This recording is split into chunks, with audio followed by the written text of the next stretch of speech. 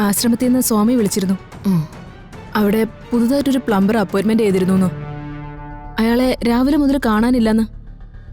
എന്നിട്ട് അയാളെക്കുറിച്ച് ചില സംശയങ്ങളുണ്ടെന്നാ സ്വാമി പറയുന്ന. എന്തെങ്കിലും ദുരുദ്ദേശത്തോടു കൂടി അവിടെ വന്നതാണോന്ന് അറിയില്ലല്ലോ. അയാളുടെ ഫോട്ടോയും ഡീറ്റെയിൽസും സ്വാമി മെയിൽ ചെയ്യാന്ന് പറഞ്ഞിട്ടുണ്ട്. ശ്യാമയെ കാണിക്കാൻ പറഞ്ഞു. ഞാൻ ലാപ്ടോപ്പ് എടുത്തിട്ട് വരാവേ.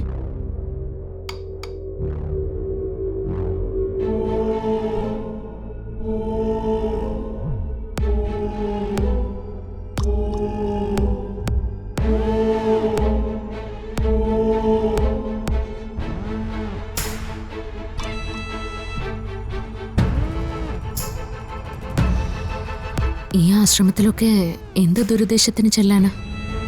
പറയാൻ പറ്റില്ല ശ്യാമേ. ആളുകളുടെ മാനസികാവസ്ഥ നമുക്കറിയില്ലല്ലോ. ഇത് മെയിൽ വന്നിട്ടുണ്ട്.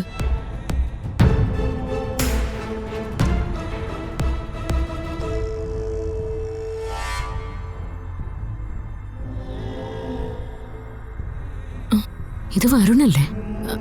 അതെ. അപ്പോ ആശ്രമത്തിലെ പ്ലംബിംഗ് ജോലിക്ക് വന്ന ആളെന്നല്ലേ പറഞ്ഞത്? പിന്നെങ്ങനെ വരുണിന്റെ ഫോട്ടോ അയക്കുന്നത്? ഞാനും ചോദിക്കട്ടെ.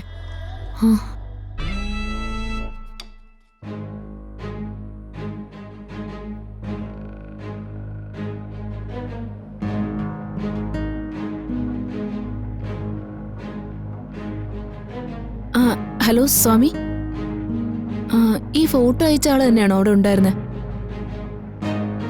ഒന്നുമില്ല സ്വാമി, ഞാൻ അങ്ങോട്ട് വിളിക്കാം. ആളിത് തന്നെ ആയിരുന്നു എന്നാ പറയുന്നത്. അപ്പോ വരുൺ പ്ലംബറിന്റെ വേഷം മാറി അവിടെ ഉണ്ടായിരുന്നു.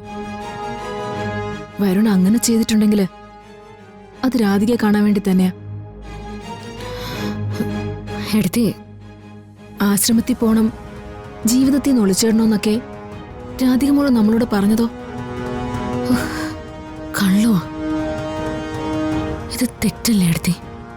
പരിഭാവനായിട്ട് ആളുകൾ കാണുന്ന ആശ്രമത്തില് അവരിങ്ങനെയൊക്കെ. ശ്യാമേ,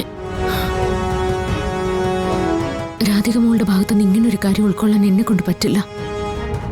വരുൺ അവിടെ വരുമെന്ന് രാധികയ്ക്ക് അറിയാമായിരുന്നെങ്കിൽ അവൾ എന്നോട് എന്തിനാ കള്ളം പറഞ്ഞേ?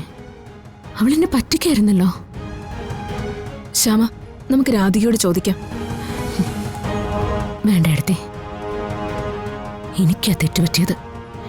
എന്റെ മോളെ പൂർണ്ണമായിട്ട് അറിയാമെന്ന് ഞാൻ കരുതിയതാ തെറ്റ്. വിഡ്ഢിയാക്കപ്പെട്ടില്ലേ ഞാൻ? കബളിപ്പിക്കപ്പെട്ടില്ലേ ഞാൻ?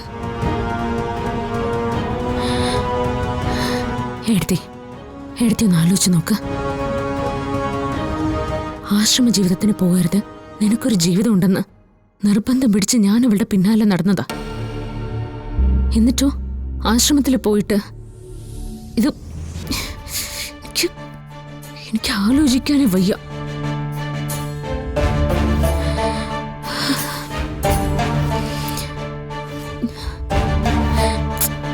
എടുത്തി ഒന്ന് ക്ലോസ് ചെയ്യുന്നുണ്ടോ? ശ്യാമേ പ്ലീസ് എടുത്തി.